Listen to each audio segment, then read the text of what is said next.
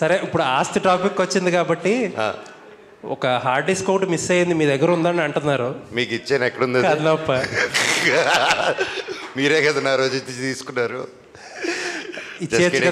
అంటే మనం వచ్చింది సినిమా టాపిక్ కాబట్టి I want to stay in that topic అండి. అండ్ నేను మొన్నే చెప్పాను, బర్త్డే తర్వాత ఒకప్పుడు సరదా ఫన్ చేశాను. ఒక సినిమా ఎంతోమంది కష్టపడేది, అండ్ మా భైరవం సక్సెస్ని, మా ప్రమోషన్స్ని, మన పాజిటివిటీని, సో నన్ను ప్రొవోక్ చేయాలనుకుంటే ప్రొవోక్ చేయలేరండి. ఇంతమంది ప్రేమ ముందు అది కనిపించలేదు. So I don't want answer that, and I still wish the best for Kannappa. And ఆ సినిమా గొప్ప విజయం అవ్వాలని మనస్ఫూర్తిగా దేవుడిని కోరుకుంటున్నాను. Thank you.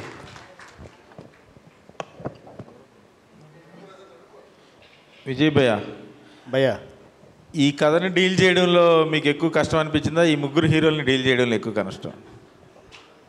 స్క్రీన్ మీద ఎవరి ఇంపార్టెన్స్ వాళ్ళకు ఉంది, ఎవరి ప్రెజెన్స్ వాళ్ళకు ఉంది, ప్లస్ చాలా బ్యాలెన్స్డ్, అంటే క్యారెక్టరైజేషన్స్ కూడా అంత బ్యాలెన్స్డ్గా ఉన్నాయి, చాలా వేరియేషన్స్ కూడా ఉన్నాయి. సో వీళ్ళ ముగ్గురు ఈగోని సాటిస్ఫై చేయడంలో కానీ, వీళ్ళ ముగ్గురిని హ్యాండిల్ చేయడంలో కానీ మీకున్న ఎక్స్పీరియన్స్ ఎలా ఉపయోగపడింది, ఎంత కష్టపడ్డారు?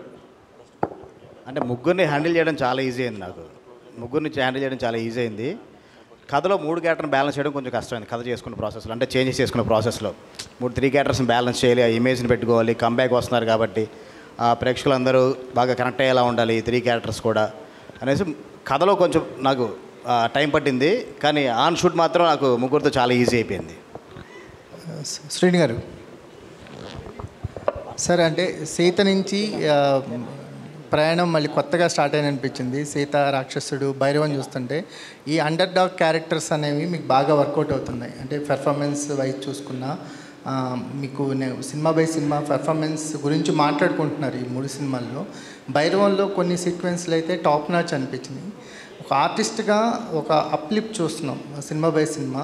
భైరవం జర్నీ అనేది ఒక ఆర్టిస్ట్గా మెమరబుల్ అని మాకు అనిపిస్తుంది, ఆడియన్స్గా. మీ ఎక్స్పీరియన్స్? డెఫినెట్గా అండి, నాకు చాలా చాలా హ్యాపీనెస్ ఇచ్చింది.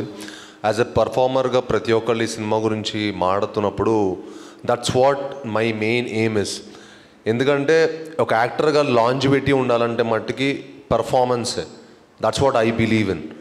అండ్ ఇంత మంచి కథ దొరికినందుకు ఎప్పుడైనా కథ కూడా ఉండాలండి, సినిమా ఉండాలి, కథ ఉండాలి. అప్పుడు మనం ఏం చేసినా హైలైట్ అవుతుంది. లేకపోతే ఇప్పుడు కథ గొప్పగా లేకపోయింది అనుకోండి, సీన్స్ గొప్పగా లేకపోతే మనం ఎంత చేసినా కూడా కనిపించదు. సో అంత మంచి స్పేస్ నాకు ఈ సినిమా దొరకడం నాకు చాలా హ్యాపీనెస్ ఇచ్చింది. And it's definitely one of my most memorable film అండి. రోహిత్ గారు,